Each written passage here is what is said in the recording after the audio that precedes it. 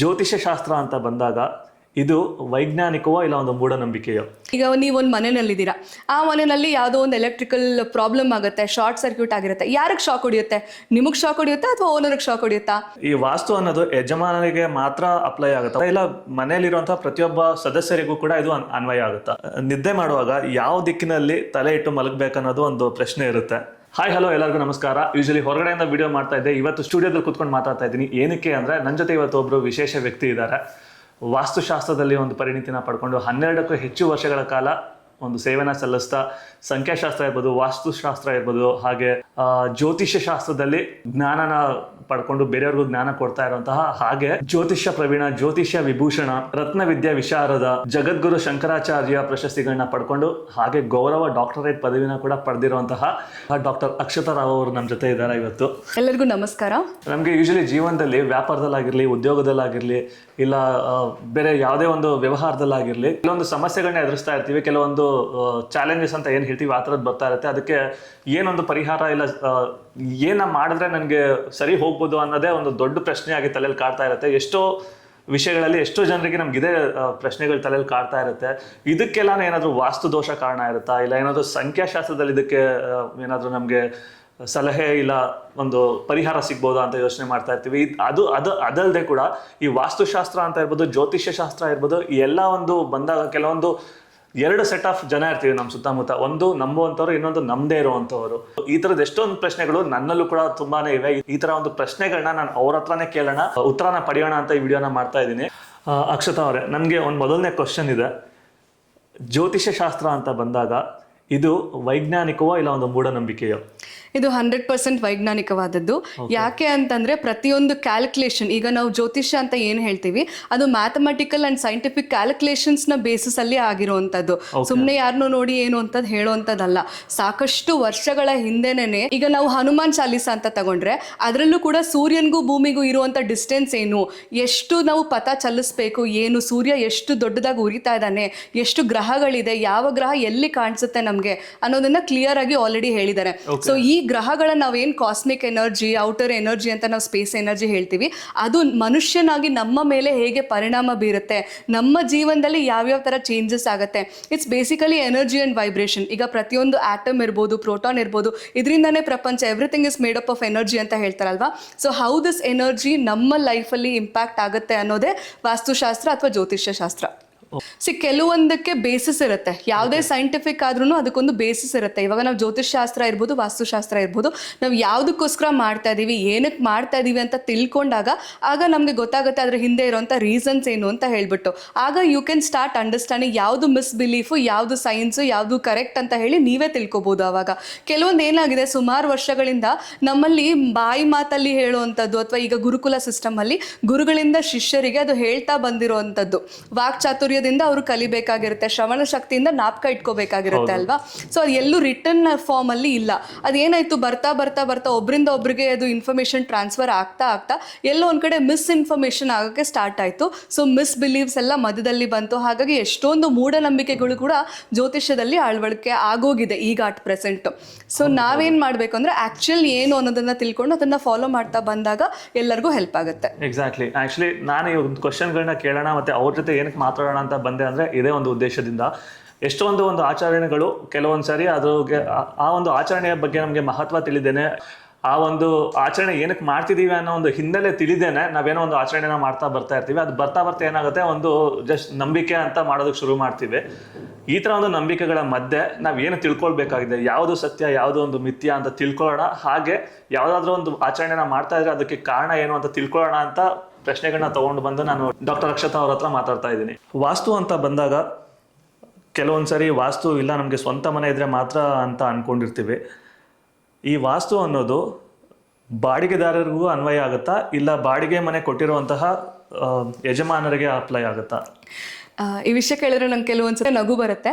ಯಾಕಪ್ಪ ಅಂತಂದರೆ, ಈಗ ನೀವೊಂದು ಮನೆಯಲ್ಲಿದ್ದೀರಾ, ಆ ಮನೆಯಲ್ಲಿ ಯಾವುದೋ ಒಂದು ಎಲೆಕ್ಟ್ರಿಕಲ್ ಪ್ರಾಬ್ಲಮ್ ಆಗುತ್ತೆ, ಶಾರ್ಟ್ ಸರ್ಕ್ಯೂಟ್ ಆಗಿರುತ್ತೆ. ಯಾರಿಗೆ ಶಾಕ್ ಹೊಡಿಯುತ್ತೆ? ನಿಮಗೆ ಶಾಕ್ ಹೊಡಿಯುತ್ತಾ ಅಥವಾ ಓನರ್ಗೆ ಶಾಕ್ ಹೊಡಿಯುತ್ತಾ? ಆ ಮನೇಲಿರೋರಿಗೆ ತಾನೇ ಶಾಕ್ ಹೊಡೆಯುತ್ತೆ. ಸೊ ಹಾಗೇನೆ ವಾಸ್ತು ಅನ್ನೋದು ಯಾರು ಯಾವ ಮನೆಯಲ್ಲಿ ವಾಸ ಆಗಿರ್ತಾರೆ ಅವ್ರಿಗೆ ಫಸ್ಟ್ ಇಂಪ್ಲಿಮೆಂಟ್ ಆಗುತ್ತೆ, ಅವ್ರಿಗೆ ಫಸ್ಟ್ ಅದು ಎಫೆಕ್ಟ್ ಆಗುವಂಥದ್ದು. ಈಗ ಓನರ್ಗೂ ಕೂಡ ಎಫೆಕ್ಟ್ ಆಗುತ್ತೆ. ಹೇಗೆ ಅಂತಂದರೆ ಈಗ ಇದೇ ಶಾರ್ಟ್ ಸರ್ಕ್ಯೂಟ್ನ ನಾವು ಎಕ್ಸಾಂಪಲ್ ತಗೊಂಡಾಗ ಅದನ್ನು ರಿಪೇರಿ ಮಾಡುವಂಥ ಖರ್ಚು ಓನರ್ಗೆ ಅಲ್ವಾ, ಅದನ್ನು ಸರಿಗೆ ಮಾಡಿಸಿಲ್ಲ ಅಂತ ಹೇಳಿ ಬರುವಂಥ ಬ್ಲೇಮ್ ಕೂಡ ಓನರ್ಗೆನೆ. ಹಾಗಾಗಿ ಬರುವಂಥ ಫ್ಯೂಚರ್ ಕಾಂಪ್ಲಿಕೇಶನ್ಸ್ ಅಥವಾ ಏನಿರುತ್ತೆ ಎಕ್ಸ್ಟ್ರಾ ಕಾಂಪ್ಲಿಕೇಶನ್ಸ್ ಅದಕ್ಕೆ ಓನರ್ ಕೂಡ ಹೊಣೆ ಆಗ್ತಾರೆ. ಹಾಗಾಗಿ ವಾಸ್ತುನಲ್ಲಿ ಏನು ಹೇಳ್ತೀವಿ ಅನ್ನೋದಾದರೆ, ಯಾವ ಒಂದು ಮನೆಯಲ್ಲಿ ನೀವು ವಾಸ ಇರ್ತೀರಾ ಆ ಮನೆಯ 75% ಎನರ್ಜೀಸು ವೈಬ್ರೇಷನ್ಸು, ಆ ಮನೆಯಲ್ಲಿ ಆಗುವಂಥ ಒಳ್ಳೆಯದು ಕೆಟ್ಟದ್ದು ಎಲ್ಲನೂ ಆ ಮನೆಯಲ್ಲಿ ವಾಸ ಆಗಿರೋರ್ಗಾಗತ್ತೆ. ನಾವು ರೆಂಟ್ಗಿದ್ದೀವಲ್ವ, ನಮಗೇನು ಪ್ರಾಬ್ಲಮ್ ಆಗಲ್ಲ, 1-2 ವರ್ಷ ತಾನೇ ಅನ್ನೋದಿಲ್ಲ. ಪ್ರತಿಯೊಂದು ಕ್ಷಣ ನೀವು ಎಲ್ಲಿರ್ತೀರಾ ಏನು ಮಾಡ್ತಿರ್ತೀರಾ ಅನ್ನೋದು ಇಂಪಾರ್ಟೆಂಟ್ ಆಗುತ್ತೆ. ಆ ಒಂದು ಕ್ಷಣ ನೀವು ಯಾವ ಒಂದು ಬಿಲ್ಡಿಂಗಲ್ಲಿ ಇರ್ತೀರಾ ಆ ಬಿಲ್ಡಿಂಗ್ನ ಎಫೆಕ್ಟ್ಸ್ ಕೂಡ ನಿಮಗೆ ಆಗುವಂಥ ಚಾನ್ಸಸ್ ಇರುತ್ತೆ. ಅದಕ್ಕೋಸ್ಕರನೇ ಹೇಳೋದು, ಕೇವಲ ವಾಸ್ತು ಅನ್ನೋದು ಓನರ್ಗೆ ಮಾತ್ರ ಅಲ್ಲ, ಅಲ್ಲಿರುವಂಥ ಟೆನೆಂಟ್ಸ್ಗೂ ಕೂಡ ಇದು ಎಫೆಕ್ಟ್ ಆಗುತ್ತೆ. ಈ ವಾಸ್ತು ಅನ್ನೋದು ಯಜಮಾನನಿಗೆ ಮಾತ್ರ ಅಪ್ಲೈ ಆಗುತ್ತಾ, ಇಲ್ಲ ಮನೆಯಲ್ಲಿರುವಂತಹ ಪ್ರತಿಯೊಬ್ಬ ಸದಸ್ಯರಿಗೂ ಕೂಡ ಇದು ಅನ್ವಯ ಆಗುತ್ತಾ? ಓಕೆ, ವಾಸ್ತು ಅಂತ ಬಂದಾಗ ಈಗ ನಾವು ವಾಸ್ತು ಪುರುಷ ಮಂಡಲ ಡೈರೆಕ್ಷನ್ಸು ಎಲ್ಲನೂ ಅರ್ಥ ಮಾಡ್ಕೋಬೇಕಾಗತ್ತೆ. ವಾಸ್ತು ರೀತಿಯಲ್ಲಿ ಏನು ಹೇಳ್ತಾರೆ ಅಂತಂದರೆ, ಪ್ರತಿಯೊಂದು ಡೈರೆಕ್ಷನ್ಗೂ ಒಬ್ಬೊಬ್ರು ವಸ್ತುವನ್ನು ಅಂದರೆ ಒಬ್ಬೊಬ್ರು ಮನುಷ್ಯನ ಅದನ್ನು ಅಸೋಸಿಯೇಟ್ ಮಾಡಿದ್ದಾರೆ. ಈಗ ಫಾರ್ ಎಕ್ಸಾಂಪಲ್ ನಾರ್ತ್ ಈಸ್ಟ್ ಅಂದರೆ ನಾರ್ತ್ ಈಸ್ಟ್ ಅಥವಾ ಈಶಾನ್ಯ ಅಂತ ಬಂದಾಗ ಅದು ವಾಸ್ತು ಪುರುಷನ ತಲೆಯ ಭಾಗ, ಇಲ್ಲಿ ಮನೆಯ ಹಿರಿಯರ ಸ್ಥಾನ ಅಂತ ಹೇಳ್ತೀವಿ. ಅದೇ ರೀತಿ ಪೂರ್ವದ ದಿಕ್ಕು, ಸೂರ್ಯ ಹುಟ್ಟುವಂಥ ದಿಕ್ಕೇನಿದೆ ಅಲ್ಲಿ ಚಿಕ್ಕ ಮಕ್ಕಳು, ಅದು ಪ್ರಪಂಚದ ಸೃಷ್ಟಿಯ ದಿಕ್ಕು ಅಲ್ವಾ, ಹಾಗಾಗಿ ಚಿಕ್ಕ ಮಕ್ಕಳು ಅವರು ಬೆಳೆಯುವಂಥ ಜಾಗ, ಅಲ್ಲಿಗೆ ಚಿಕ್ಕ ಮಕ್ಕಳಿಗೆ ಎಫೆಕ್ಟ್ ಆಗುತ್ತೆ. ಇದೇ ರೀತಿ ಮನೆಯಲ್ಲಿ ಸಾಕಷ್ಟು ಜಾಗದಲ್ಲಿ ಅಣ್ಣ ತಮ್ಮಂದರಿಗೆ ಒಂದು ಜಾಗ ಇರುತ್ತೆ, ಮಹಿಳೆಯರಿಗೆ ಒಂದು ಜಾಗ ಇರುತ್ತೆ, ಪುರುಷರಿಗೆ ಒಂದು ಜಾಗ ಇರುತ್ತೆ, ಮನೆಯ ಯಜಮಾನರಿಗೆ ಒಂದು ಜಾಗ ಇರುತ್ತೆ. ಯಜಮಾನರು ಅಂದರೆ ಯಾರು ಮನೆಗೆ ದುಡಿತಾ ಇರ್ತಾರೆ, ಯಾರು ಹಣವನ್ನು ತರ್ತಾ ಇರ್ತಾರೆ ಅವರು ಯಜಮಾನರಾಗಿರ್ತಾರೆ, ಅಥವಾ ಆ ಮನೆಯ ಓನರ್ ಆಗಿರ್ತಾರೆ ಅವರು ಯಜಮಾನರಾಗಿರ್ತಾರಲ್ವಾ. ಸೊ ಅವ್ರಿಗೆ ಅಫೆಕ್ಟ್ ಆಗುವಂಥ ಒಂದು ಪರ್ಟಿಕ್ಯುಲರ್ ಝೋನ್ಸ್ ಇರುತ್ತೆ. ಹಾಗಾಗಿ ಮನೆಯಲ್ಲಿ ಯಾವ ಝೋನ್ ಎಫೆಕ್ಟ್ ಆದರೆ ಆ ಪರ್ಟಿಕ್ಯುಲರ್ ಜನಕ್ಕೆ, ಇವಾಗ ಫಾರ್ ಎಕ್ಸಾಂಪಲ್ ಮನೆಯ ಈಸ್ಟ್ ಅಥವಾ ಪೂರ್ವ ಎಫೆಕ್ಟ್ ಆದರೆ ಮನೆಯಲ್ಲಿರುವಂಥ ಮಕ್ಕಳಿಗೆ ವಾಸ್ತು ಪ್ರಾಬ್ಲಮ್ಸ್ ಆಗುತ್ತೆ ಅಥವಾ ಹೆಲ್ತ್ ಪ್ರಾಬ್ಲಮ್ಸ್ ಆಗುತ್ತೆ. ಅದೇ ರೀತಿ ಮನೆಯ ಆಗ್ನೇಯ ದಿಕ್ಕಲ್ಲಿ ಪ್ರಾಬ್ಲಮ್ ಆಯಿತು ಅಂದರೆ ಮನೆಯ ಮಹಿಳೆಯರಿಗೆ ಹೆಲ್ಪ್ ಆಗುತ್ತೆ. ಈಗ ಸೌತ್ ವೆಸ್ಟ್ ಮಾಸ್ಟರ್ ಬೆಡ್ರೂಮ್ ಮಾಡಬೇಕು ಅನ್ನೋದು ಸಾಕಷ್ಟು ಜನರಿಗೆ ಗೊತ್ತಿರುವಂಥ ವಿಷಯ. ಸೌತ್ ವೆಸ್ಟಲ್ಲಿ ಯಾರು ಮಾಸ್ಟರ್ ಬೆಡ್ರೂಮ್ ಅಂದಾಗ ಯಜಮಾನರು ಅಂತ ಹೇಳ್ತೀವಲ್ವಾ. ಸೊ ಹಾಗಾಗಿ ಸೌತ್ ವೆಸ್ಟಲ್ಲಿ ಪ್ರಾಬ್ಲಮ್ ಆದಾಗ ಮನೆಯ ಯಜಮಾನರಿಗೆ, ಈ ರೀತಿ ಪ್ರತಿಯೊಂದು ಡೈರೆಕ್ಷನ್ಗೂ ಅದರದೇ ಆದಂಥ ಒಂದು ಕ್ಯಾರೆಕ್ಟರಿಸ್ಟಿಕ್ಸ್ ಇರುತ್ತೆ, ಅದರದೇ ಆದಂಥ ಒಂದು ಜನಗಳಿಗೆ ಅಸೋಸಿಯೇಟ್ ಆಗಿರುತ್ತೆ. ಅದೇ ರೀತಿ ಅದು ಎಫೆಕ್ಟ್ ಮಾಡುತ್ತೆ. ನಿದ್ದೆ ಮಾಡುವಾಗ ಯಾವ ದಿಕ್ಕಿನಲ್ಲಿ ತಲೆ ಇಟ್ಟು ಮಲಗಬೇಕನ್ನೋದು ಒಂದು ಪ್ರಶ್ನೆ ಇರುತ್ತೆ. ಇದಕ್ಕೆ ತಮ್ಮ ಉತ್ತರ ಏನಿದೆ? ಇದು ತುಂಬ ಕಾಮನ್ ಆದಂಥ ಪ್ರಶ್ನೆ. 90% ಜನಕ್ಕೆ ಡೌಟ್ ಇರುತ್ತೆ, ಯಾವ ಕಡೆ ತಲೆ ಹಾಕೊಂಡು ಮಲ್ಕೊಂಡ್ರೆ ಒಳ್ಳೆಯದು, ಯಾವ ಕಡೆ ತಲೆ ಹಾಕೊಂಡ್ರೆ ಏನಾಗುತ್ತೆ ಅನ್ನೋದು ಸುಮಾರು ಜನ ಕೇಳ್ತಾ ಇರ್ತಾರೆ. ಸೊ ಅದಕ್ಕೆ ಉತ್ತರ ಏನಪ್ಪ ಅಂತಂದರೆ, ನಾರ್ತ್ ಡೈರೆಕ್ಷನ್ ಒಂದು ಅವಾಯ್ಡ್ ಮಾಡಿ ಬೇರೆ ಯಾವುದೇ 3 ಡೈರೆಕ್ಷನ್ಗೂ ನೀವು ತಲೆ ಹಾಕಿ ಮಲ್ಕೋಬೋದು. ನಾರ್ತ್ ಏನಕ್ಕೆ ಅಂತಂದರೆ, ಒಂದು ಗ್ರಾವಿಟೇಷನಲ್ ಫೋರ್ಸಸ್ ನಾರ್ತ್ ಕಡೆ ಪುಲ್ ಆಗುತ್ತೆ ಅನ್ನೋದು ಒಂದು ಸೈಂಟಿಫಿಕ್ ರೀಸನ್. ನಾರ್ತ್ ಕಡೆ ಸುಮಾರು ಜನ ತಲೆ ಹಾಕಿ ಮಲಗಿದಾಗ ಕಾನ್ಸ್ಟೆಂಟ್ಲಿ, ಅಂದರೆ ಯಾವಾಗಲೂ 1-2 ದಿವಸ ಸಡನ್ನಾಗಿ ಮಲ್ಕೊಂಡ್ರಿ 1 or 2 hours ನೀವು ಮಲ್ಕೊಂಡ್ರೆ ಯಾವುದೇ ತೊಂದರೆ ಇಲ್ಲ.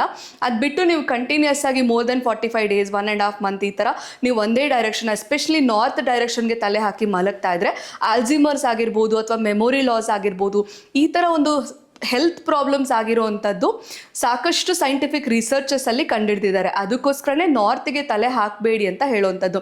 ಇದಕ್ಕೆ ಬೇರೆ ಸುಮಾರಷ್ಟು ಮೈಥಾಲಜಿಕಲ್ ರೀಸನ್ಸ್ ಇದೆ. ಈಗ ಉತ್ತರಕ್ಕೆ ತಲೆ ಹಾಕಿ ಮಲಗಿದಾಗ ಉತ್ತರ ಕುಮಾರನ ಹತ್ಯೆ ಆಯಿತು ಅಂತ ಹೇಳ್ತೀವಿ. ಅದೇ ರೀತಿ ಗಣೇಶ ಉತ್ತರಕ್ಕೆ ತಲೆ ಹಾಕಿ ಮಲಗಿದಾಗ ಗಣೇಶನ ತಲೆ ಕಟ್ ಮಾಡಿದ್ರು, ಆಮೇಲೆ ಆನೆ ತಲೆಯನ್ನು ತಗೊಂಡು ಬಂದು ಹಾಕಬೇಕಾದಂಥ ಒಂದು ಸಿಚುಯೇಷನ್ ಬಂತು. ಅದಕ್ಕೆ ಹೇಳೋದು, ಉತ್ತರಕ್ಕೆ ತಲೆ ಹಾಕಿ ಮಲಗಿದಾಗ ನಿಮಗೆ ಪ್ರಾಬ್ಲಮ್ಸ್ ಆಗುತ್ತೆ ಅಂತ ಸಾಧಾರಣವಾಗಿ ಹೇಳ್ಬಿಡ್ತಾರೆ. ಬಟ್ ಆ್ಯಕ್ಚುಲಿ ಏನು ಅಂದರೆ ಹೆಲ್ತ್ ಪ್ರಾಬ್ಲಮ್ಸ್ ಆಗುತ್ತೆ ಅಂತ ಹೇಳೋಕ್ಕೆ ಸುಮಾರು ಜನಕ್ಕೆ ಅರ್ಥ ಆಗಲ್ಲ. ಅದಕ್ಕೋಸ್ಕರ ಡೈರೆಕ್ಟಾಗಿ ಏನೋ ಒಂದು ಆಗುತ್ತೆ, ನಿನ್ನ ತಲೆ ಹೋಗ್ಬಿಡುತ್ತಪ್ಪ ಅಂತ ಹೇಳ್ಬಿಟ್ಟು ಉತ್ತರಕ್ಕೆ ತಲೆ ಹಾಕಬೇಡ ಅಂತ ಡೈರೆಕ್ಟಾಗಿ ಹೇಳ್ತಾರೆ. ಬೇರೆ ಡೈರೆಕ್ಷನ್ಸ್ಗೆ ಅದರದ್ದೇ ಆದಂಥ ಒಂದು ಮಹತ್ವ ಇದೆ. ಈಗ ನೀವು ಪೂರ್ವಕ್ಕೆ ತಲೆ ಹಾಕಿ ಮಲಗ್ಬೋದು, ಅದು one of the best reasons. ಯಾಕೆಂದರೆ ಸೂರ್ಯನ ಉದಯ ಆಗ್ತಾ ಇದ್ದಂಗೆ ಅಲ್ಲಿರುವಂಥ ಒಂದು ಪಾಸಿಟಿವ್ ಎನರ್ಜಿ ವೈಬ್ರೇಷನ್ಸು ನಿಮ್ಮ ಮೇಲೆ ಬೀಳುತ್ತೆ. ಹಾಗಾಗಿ ಈಸ್ಟ್ಗೆ ತಲೆ ಹಾಕಿ ಮಲಗುವಂಥದ್ದು, ಇನ್ ಕೇಸ್ ಈಸ್ಟಲ್ಲಿ ವಿಂಡೋ ಇದ್ರೂ ಕೂಡ ಇದು ತುಂಬಾ ಒಳ್ಳೇದಾಗತ್ತೆ. ಅದೇ ರೀತಿ ಸೌತ್ಗೆ ತಲೆ ಹಾಕಿ ಕೂಡ ಮಲ್ಗೋದು ಒಳ್ಳೇದು. ಎದ್ದಿದ ತಕ್ಷಣ ನಾವು ಬಲಕ್ಕೆ ತಿರುಗಿ ಎದ್ದೇಳಬೇಕು ಅಂತ ಹೇಳ್ತೀವಲ್ವಾ, ಬಲಕ್ಕೆ ತಿರುಗಿ ಎದ್ದಾಗ ಮೊದಲನೇಗೆ ನಾವು ಸೂರ್ಯನ ನೋಡ್ಬೋದು. ಆ ಥರ ಇದ್ದಾಗ ಸೂರ್ಯನ ನೋಡಿ ಎದ್ದೇಳೋದು, ಸೂರ್ಯನಿಂದನೇ ಪ್ರಪಂಚ, ಸೂರ್ಯನಿಂದನೇ ಭೂಮಿ ಅಲ್ವಾ, ಸೂರ್ಯಶಕ್ತಿ ಇಲ್ಲಾಂದರೆ ನಾವೇನೂ ಮಾಡೋಕ್ಕಾಗಲ್ಲ. ಅದಕ್ಕೋಸ್ಕರ ಸೂರ್ಯನಿಗೆ ನಾವು ಮೊದಲು ನಮಸ್ಕಾರ ಮಾಡಿ ಆಮೇಲೆ ನಾವು ಎದ್ದು ನಮ್ಮ ಕೆಲಸಗಳನ್ನು ಮಾಡುವಂಥದ್ದು ಸೂಕ್ತ ಆಗಿರುತ್ತೆ. ಅದಕ್ಕೋಸ್ಕರ ನೀವು ಸೌತ್ಗೆ ಕೂಡ ತಲೆ ಹಾಕಿ ಮಲಗೋಬೋದು. ವೆಸ್ಟ್ ಇಸ್ ಆಪ್ಷನಲ್, ನಿಮಗೆ ಈಸ್ಟ್ ಅಥವಾ ಸೌತ್ಗೆ ಜಾಗನೇ ಇಲ್ಲ, ವೆಸ್ಟೇ ಆಪ್ಷನ್ ಇರೋದು ಅಂದರೆ ಆಗ ಹಾಕೊಂಡು ಮಲ್ಕೋಬೋದು ನೀವು ತಲೆನ ವೆಸ್ಟ್ಗೆ. ಬಟ್ ಆದರೆ ಸೂರ್ಯೋದಯಕ್ಕೆ ಮುಂಚೆ ನೀವು ಎದ್ದೇಳೋದು ಸೂಕ್ತ. ಯಾಕೆಂದರೆ ಸೂರ್ಯ ಬಂದಾಗ ನಾವು ಸೂರ್ಯನ ಆರಾಧನೆ ಮಾಡ್ತೀವಿ, ಸೂರ್ಯ ದೇವನಿಂದನೇ ನಾನು ಭೂಮಿ ಅಂತ ಹೇಳಿದ್ನಲ್ವಾ. ಸೊ ಹಾಗೆ ಔಟ್ ಆಫ್ ರೆಸ್ಪೆಕ್ಟ್ ನಾವು ಸೂರ್ಯನಿಗೆ ಕಾಲು ತೋರಿಸ್ಕೊಂಡು ಮಲಗಬಾರ್ದು ಅಂತ ಹೇಳೋದ್ರಿಂದ ವೆಸ್ಟ್ಗೆ ಕಾಲು ಹಾಕಿ ಮಲಗಬಾರ್ದು ಅಂತ ಹೇಳುವಂಥದ್ದು. ಸೊ ನಾರ್ತನ್ನ ಅವಾಯ್ಡ್ ಮಾಡಿ ಈಸ್ಟ್, ವೆಸ್ಟ್ ಆ್ಯಂಡ್ ಸೌತ್ಗೆ ನೀವು ತಲೆ ಹಾಕಿ ಮಲಗ್ಬೋದು.